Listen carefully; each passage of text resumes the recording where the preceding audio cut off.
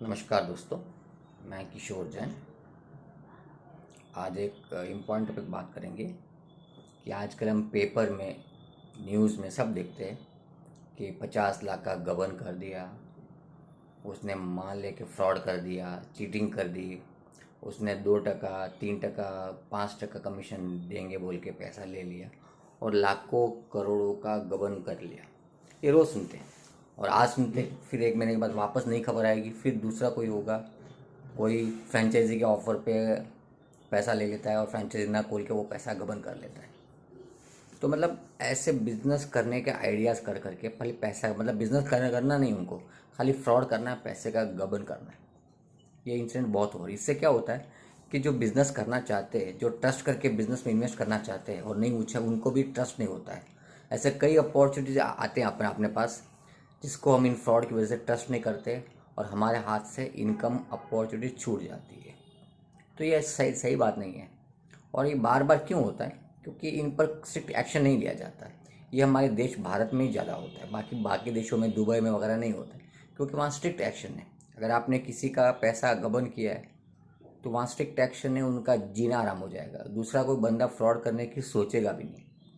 ऐसा ही किस्सा यहाँ होना चाहिए इंडिया में कि अगर कोई भी बंदा फ्रॉड करता है और पैसे लेके जाता है, वो भारत के कहीं भी बैठा हो जाए, वो गुजरात में आके फ्रॉड करके कहीं और भाग जाए, कहीं भी जा जाए। आज तो आधार कार्ड है, फिंगरप्रिंट है, लोकेशन है, सबसे मिल जाता है कि बंदा कहाँ पर है।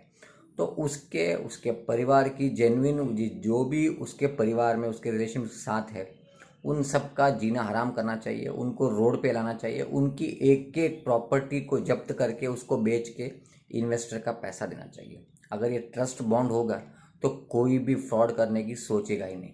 और इससे क्या होगा, नए नए स्टार्टअप्स डेवलप होंगे, बिजनेस डेवलप होंगे, हर कोई इन्वेस्ट करने का सोचेगा, कोई पैसिव इनकम में भी पैसा कमाएगा तो हर एक बढ़ेगा।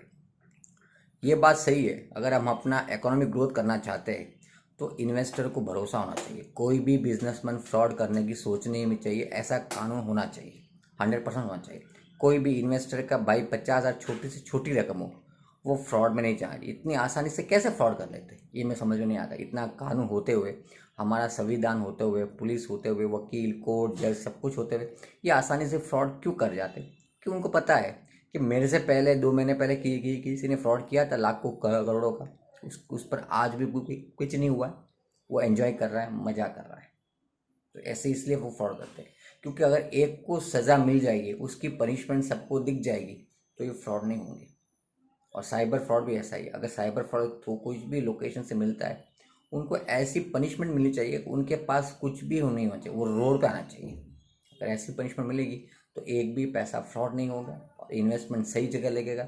जिनको जेन्युइन बिजनेस करना है वही पैसा रेज करेंगे, कोई भी फ्रॉड नहीं कर सकता। तो इस पर सरकार को ध्यान देना चाहिए। इन्वेस्टर की पैसे की रक्षा करने के लिए नियम कानून बनाना चाहिए और स्ट्रिक्ट पालन होना चाहिए, उस पर कुछ भी करप्शन नहीं। Thank you so much.